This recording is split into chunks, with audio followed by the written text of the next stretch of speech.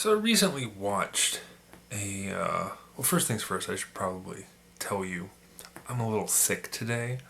So excuse me for, not coughing. I'm a little raspy. If I cough a little bit or you see more edits than normal, that's why. So, that being said, I just got done watching a video by one of my least favorite camera people. So,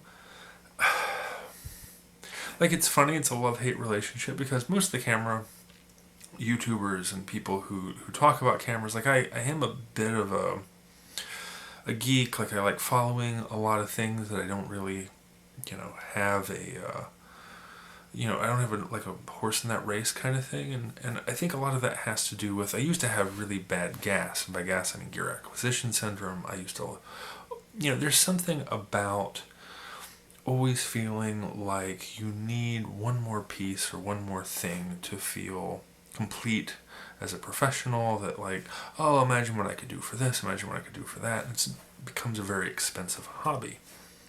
So, I used to follow that stuff. I used to follow what was coming out. And so I'm watching this video by, a group that's really big. I don't want to say their names because I've also heard they're fairly litigious, even though I don't really like them. I'm not trying to get into anything personal here, but you can tell that they are very biased in the way that they see things. And I don't mean, I've heard of them actually being litigious when people have said that they're biased. And I feel like a lot of that comes from like, oh, well, the term biased stems from this notion of like, well, they're being paid by, some camera manufacturer, or they're being paid to, create false reviews, create false narratives, all the things, right? I don't think that that's true. I don't get the sense that they care.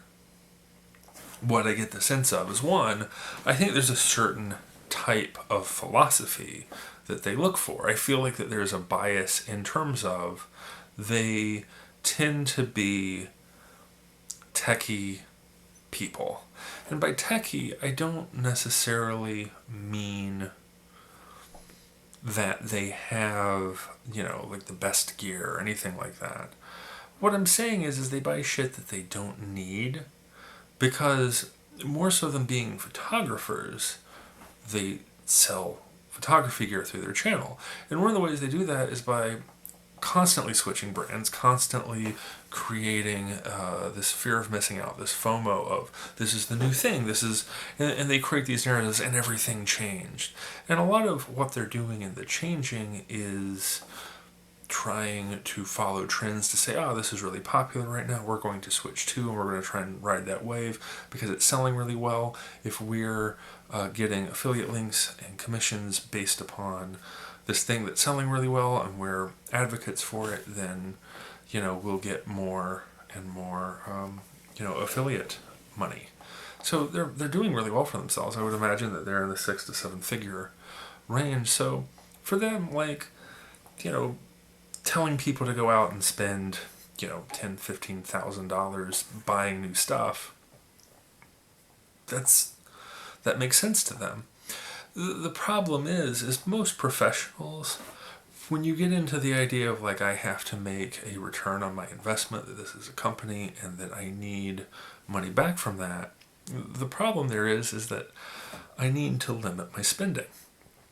So I understand that photographers spend, and like, there is an ROI depending on what kind of photography that you do. Like if you're a sports photography, yes, buying a newer, faster, better, long, telephoto lens could mean the difference between you getting paid or not. And I get that, and I'm not, trying to begrudge anyone for doing that. But the point I'm trying to make is that the people who actually need that gear, they're probably not looking at a review on YouTube to see if they need to spend $20,000 on a telephoto lens.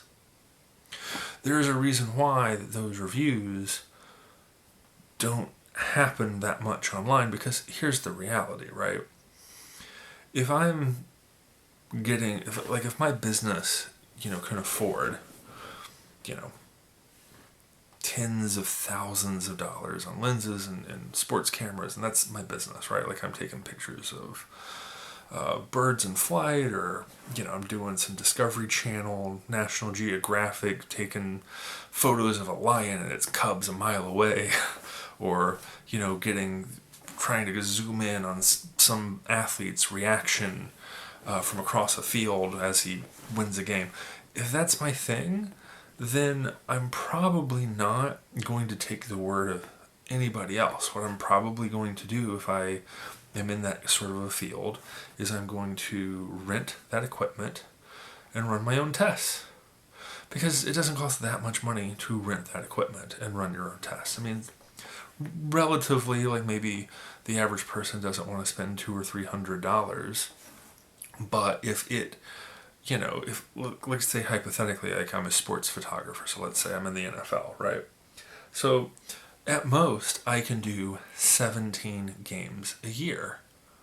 So if me having the right equipment and making sure that it works properly means I have to spend a couple of $100s, meaning I'm probably getting paid tens of thousands of dollars per game if I get the right shot. So making sure I can get the right shot.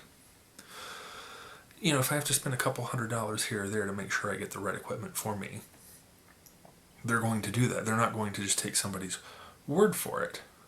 The only possibility of internet fluff becoming a consideration when it comes to these sorts of things is, when it's a total sea change. Like, for example, there is no sports photographer right now who shoots Pentax. It doesn't exist. There is no Pentax sports camera that, deserves a second look. There just isn't one. So if hypothetically Pentax were to come out with the sports camera, the high-end sports camera, they're like, this is the best sports camera. There's nobody waiting for that. Like, there's not an audience that's being released into. So I feel like if such a thing were to occur, it would require reviewers going, oh my God, this is the best thing ever. It beats everybody else. It's the best. If you're a sports photographer, you should look at this. In which case, the sports photographer would, rent that camera and do their own tests and make their own assessments. But that's the absolute offset of that. If you were a Sony, Canon, Nikon, I can't really think of somebody else who was in that sports photography space, then you're watching your brand, or maybe you're watching multiple brands. But typically speaking, once you get to the point where you're investing tens of thousands of dollars, I'm willing to bet over the last couple of years, Nikon, Canon, Sony, they've all occupied first place at some point in terms of when a camera came out. This one was the best. Then the next model, it kind of jumped it and had some features that the other one didn't have. So you're not throwing the baby out with the bathwater. Like, well, I've got Canon and Nikon just surpassed it, so I'm going to throw out all my Canon gear and buy Nikon. That doesn't exist. So as a professional, all that matters is it good enough? Can I turn in my work that is required for me, that I've been hired to create, with the equipment that I have, or can I not? If the camera is good enough day one, and on day two something better comes out, it doesn't stop me from using the thing that was good enough on day one and repeating the results from day one on day two. Does that make sense? So this notion of what they do versus what a professional photographer uses, I hope that me touting the GR and what that has meant for my life and my photography and my creative process isn't telling you or making you feel inadequate because you don't have one. If that's the case, I'm trying to connect with people on a deeper level than, hey, buy my gear if you want to get my results, because I work really hard to get my results. I've worked really hard for a number of years to be able to get the results and have all the skills and things to do that. The camera didn't do that for me. It's part of a process. It's great equipment. If I would still get good results if I had different equipment or even worse equipment. You can get what you consider the best and give me what you consider the worst, and I'm probably going to do better than a layman because I know what I'm doing. Your camera, especially with the GR for me, becomes part of your identity. It becomes the idea that you can just get rid of stuff and have a much more minimal existence. So I was watching a thing about DJI and, them coming out with this new blah blah blah blah blah, and they're talking about replacing their current camera bag and all their stuff. And they've done so many of these switches before. Now they're touting DJI's, who now owns Hasselblad, and it's this Chinese company that mostly makes jigs that level and drones and all the fancy gear crap that you don't really need. And I'm sitting here thinking about this, like, first things first, it's a Chinese company. All Chinese companies are owned by the Chinese government. So they're saying like, it's the startup and they're fast and they're all these things. I'm like, bullshit. Like, they are the Chinese government. They're the reason why that they're making money from things is because they're buying up things, they're stealing people's patents, they're doing. I mean, the Chinese government's done this for years. There's so many cases where they're just like, sucks to suck. We invested in this company, and we ransacked it. So, there's just so many ethical issues of like trying to tout DJI to me, which is its own thing. But on the second part, it's getting into this idea of like, this is the technical feature, and this is the this, and this is the that, and this screen is better designed, and it's not a traditional camera screen because it's designed for people of today, and you have to use a memory card. And it's like, I'm sitting here talking to a camera. I don't have a screen. I don't have anything. What I like about the image quality of the camera that I'm using, as opposed to, those sorts of things, is that this is not an optimized sensor. This is not an optimized camera. What it does do that's awesome is it creates really, really good colors. It creates a really, really good image. It's 1080. It's a very slow readout sensor. There are problems with it.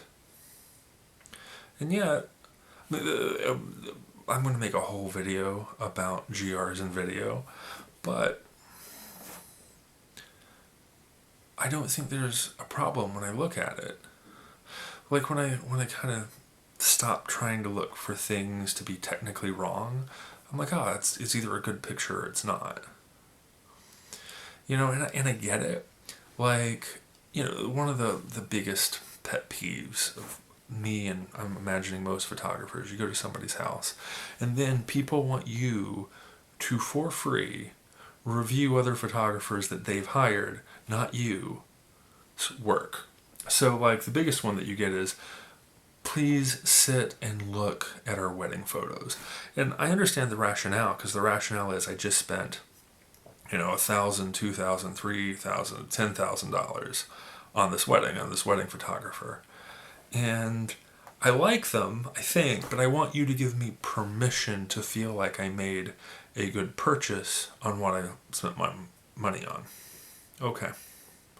First things first, what if I tell you they're horrible, right? Because there's been plenty of times people have shown me, that wedding photo book, and I'm like, I could have done this with my cell phone and charge you, not a ton of money and all the things. And you paid how much? $5,000? Got it. Or it's like, my so-and-so's cousin did it, and we don't really like him, but we're trying to be supportive, so we, paid him for it, but all the things. And you're like, you probably shouldn't have done that, but, you made a decision based upon whatever rationale, morals, family ties, And that's what you got. You got family ties. You didn't get a good photo album. But there are times when I'm looking at other people's work, especially for live events, and it's like, oh, that's got a little thing wrong. Like, they, they're on the eyelash and not the eye, or, you want to really like punch in and like start pixel peeping. And I think a lot of times, you see little technical errors like that. And you start to dismiss the image generally. Like, is it a pleasing image? How does it make you feel? Like, what is the overall thing? Because it's like a lot of times, little imperfections make you love something a lot more. There's a humanity to it. There is, a relationship with it that isn't too perfect. And I think, largely speaking, that's one of my problems with Sony's. Is there's this feel of sanitization that comes from their image. It's so digital, it's over digitalized, it's overly sharp, and they've taken out all of the, micro contrast and all of the things that make image feel, I want to say the word human, but it's not human. It's about that look that looks like film, or that look that looks like, it comes from humanity. And because when things become overly digitized, even though you're taking a picture of a real thing, which is a person that exists in the physical world, I oftentimes get an uncanny valley feeling from certain types of cameras, certain lenses specifically. And I don't get that from GR. I don't. Like, the GR lenses, as good as they are, as sharp as they are, they still have the humanity in them. Like, that's just baked in. Like, there is a quality, a je ne sais quoi, of something in there, And it's like, it's really hard to define that technical aspect, because it's like, you can take the same picture with 3 or 4 different cameras, and it's like, yeah, you can start grading the technical specs, but then there's like that other quality that's like built into the lens, it's built into the camera, it's how the camera reads out. Like, just thinking like of an old camera that's digital is like when I think of like the old CCD censored cameras, or the old D700 from Nikon. Like, there's magic in that camera. I have no idea, and it's like, as much as that was a benchmark for Nikon, and as much as that was a hit for them, in a lot of ways they never surpassed it, and they never topped it. And I feel like GR has some magic in it. And it's also funny to me because, while I use the GR3 and I never owned a GR2, I've thought about buying one, because that lens is special. Like, there's something about that lens, and it's not that one's better than the other. I mean, you're definitely taking a decrease in megapixels to a point which almost doesn't seem professional anymore. And you're talking about, getting rid of IBIS. You're talking about, and by getting rid of IBIS, like the sensor doesn't clean itself anymore. So there was a lot of dust issues with those, and, people getting dust on the sensor, not being able to clean it, and like, having huge expensive cleaning bills, and in a lot of ways that's very impractical. And yet, the images that come out of it are so that. Nothing else like captures it. It's not like, you stick a 28 on another camera and whatever, and it's just because it's small. Like, there is actually a quality to it. And I feel like DJI, for all of their, technical abilities and all the things that they're trying to get, they're never going to look for that. They're never going to seek that as what they're trying to do. Like, that's never going to be their focus. They're going to care about HDR, they're going to care about this, they're going to care about that, but they're never going to care about like that, the je ne sais quoi of a lens, or of a, of a camera output, of a signal to noise ratio. And I think it shows. It shows in what images come out. And I feel like when you're getting into YouTube photography, you're also not, like, anybody can read a spec sheet, and it's like, if you just buy the camera with the best spec sheet, who cares? Who cares? And like, this is going to be an Android update and all the things. Who cares? Who cares?